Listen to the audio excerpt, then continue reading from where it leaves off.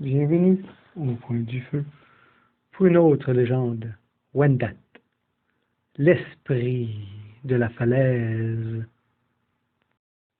On raconte qu'au bord d'un grand cours d'eau, là où la pierre tombe à pic dans les eaux sombres, se trouvait une falaise que même les oiseaux évitaient à certaines saisons. Les anciens disaient qu'elle n'était pas simplement de la roche. Elle écoutait. Quand le vent passait contre les fissures, il ne sifflait pas comme ailleurs, il murmurait des mots qu'on ne comprenait pas entièrement, comme si la falaise retenait des voix anciennes, coincées dans la pierre.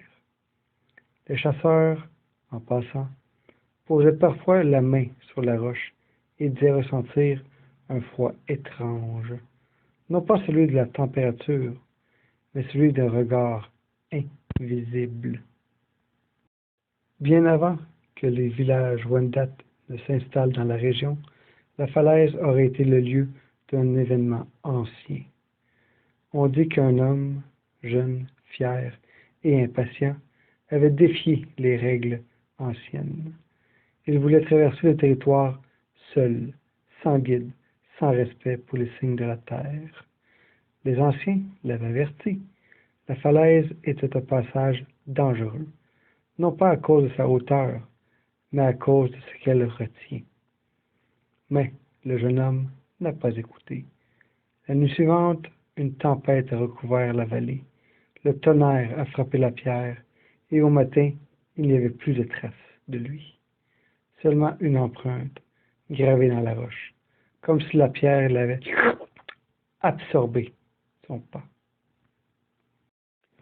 Les jours suivants, des choses étranges ont commencé à se produire. Des silhouettes apparaissaient parfois au sommet de la falaise, immobiles, même lorsque le vent était violent. Des voix semblaient appeler les voyageurs par leur nom, mais sans qu'aucune bouche ne soit visible. Les aînés ont compris, alors que la falaise n'était pas un lieu comme les autres, elle était devenue un seuil, un endroit entre ce qui vit et ce qui reste. L'esprit du jeune homme, ou ce qu'il était devenu, il ne cherchait pas vraiment à faire du mal, il cherchait à être entendu, à rappeler que l'arrogance face à la terre a toujours un prix. Ainsi est née la croyance de l'esprit de la falaise, un gardien silencieux qui observe ceux qui passent sans respect.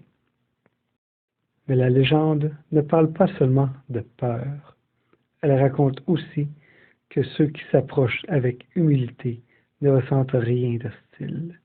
Au contraire, certains disent avoir entendu une sorte de respiration lente dans la pierre, comme si la falaise reconnaissait leur présence. Les chasseurs, prudents, déposaient parfois du tabac ou prononçaient quelques mots simples avant de passer. Je marche léger sur ta mémoire. Et dans ces moments-là, le vent devenait doux. Les anciens disent que l'esprit de la falaise n'est pas là pour punir, mais pour rappeler.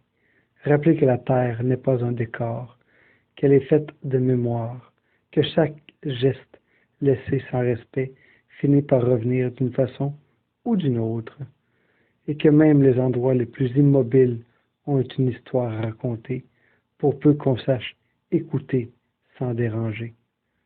Aujourd'hui encore, certains disent que si tu passes près de certaines falaises au bon moment, quand le vent tombe et que tout devient silencieux, tu peux entendre ton propre nom porté par la pierre, mais seulement si la terre accepte de te répondre.